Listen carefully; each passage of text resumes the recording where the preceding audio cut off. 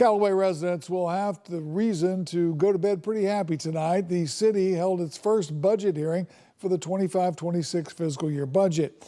And News 13's Amy Diaz was at that meeting, joins us live in our studios now. Amy, what was the big takeaway? Well, Tom, the elephant in the room was the ad valorem tax rate. But city officials say they've had the lowest rate in the county and they plan to keep it that way.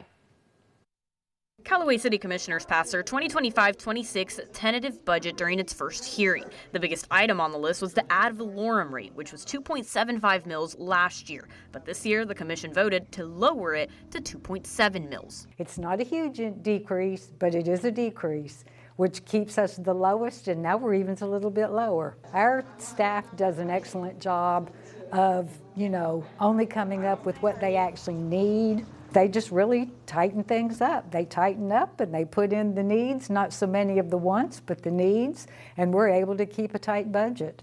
Right now, the total budget sits at just over $55 million, which is high for a city the size of Callaway.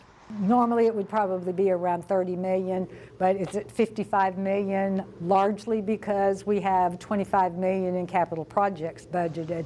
The good thing there is a large portion of that 25 million is grant funds.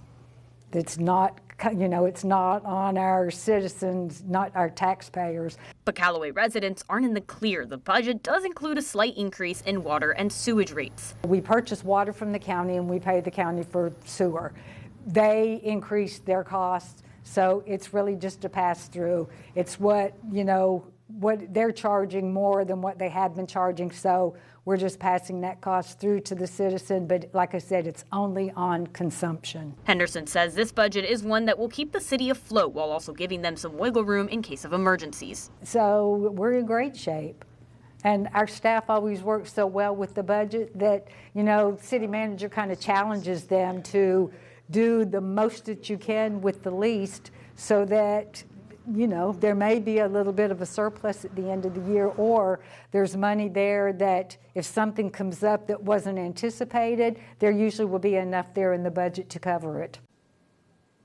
One of the last things discussed before the vote happened were upgrades to 3 lift stations. And how will that impact the budget? It won't. The city plans to use impact fees to cover those costs. All right, thanks, Amy. Amy Diaz reporting live here in our studios.